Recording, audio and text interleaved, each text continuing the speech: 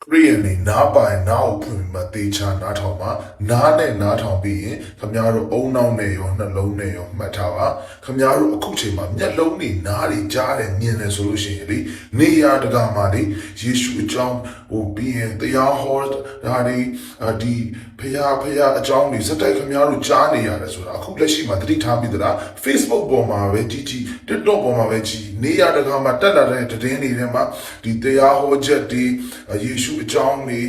အားလုံးကလေခုချိန်မှာနှုတ်ထားတဲ့ဟာတွေခင်ဗျားတို့မြင်နေရတာလေတတိရှိပါတော့ခင်ဗျားတို့အဲ့ဒါတွေမြင်နေရတာလည်းကားမဟုတ်ဘူး final revival ဆိုတဲ့ဟာကနောက်ဆုံးသောရိတ်သိမ်းခြင်းကာလကိုရောက်နေပြီနောက်ဆုံးသောရိတ်သိမ်းခြင်းကာလမှာတကဘာလုံးနဲ့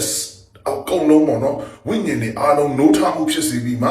ဝိညာဉ်တွေကိုနောက်ဆုံးတစ်ချိန်ရိတ်သိမ်းမယ်ဆိုတဲ့အကြောင်းကိုကျမ်းစာထဲမှာပါတယ်လေ့လာပါ final revival ဆိုပြီးမှခင်ဗျားတို့ Google မှာရိုက်ရှာရင်လည်းရတယ်ဒါဟာယေရှုခရစ်တော်နောက်ဆုံးအချိန်ဒုတိယအချိန်ပြန်မလာခင်မှာဒါဖြစ်နေတာဖြစ်တယ်ဒါအခုအချိန်မှာဆိုလို့ရှိရင်ခင်ဗျားတို့မြင်နေကြားနေရမယ်ခရီးယန်နေနိုင်ဂျီးရီးယားမှာ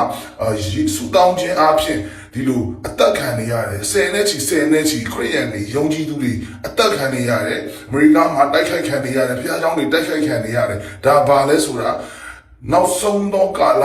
ရောက်နေတာတွေမဟုတ်တော့ဘူးအခုချိန်မှာယေရှုပြန်လာတော့မယ်ဆိုတာကိုတိတိကျကျမြင်နေရပြီနေရာတကာမှာယေရှုကြောင့်နေရာတကာမှာယေရှုကြောင့် Facebook ဖွင့်လိုက်ရင်လည်းယေရှုကြောင့်နောက်ဆုံးသောရိတ်သိမ်းခြင်းရောက်နေပြီဆိုတာကိုတတိထားပါတတိရှိပါကိုယ်တိုင်လည်းနောက်ဆုံးသောရိတ်သိမ်းခြင်းမှာဝိညာဉ်နဲ့ရိတ်သိမ်းတဲ့မှာကိုယ်တိုင်ရိတ်သိမ်းနိုင်တော်သူဖြစ်အောင်ကြိုးစားပါဒါမှသာလျှင် final blessing ဆိုတာရှိတယ်ယေရှုကရောက်ဒုတိယအကြိမ်ရောက်လာတာနဲ့ဒီ good deeds ပေါ်တော့လောက်ထားတဲ့သူတွေကိုယေရှုက final blessing ပေးမှာဖြစ်တယ်ခင်ဗျားတို့ကို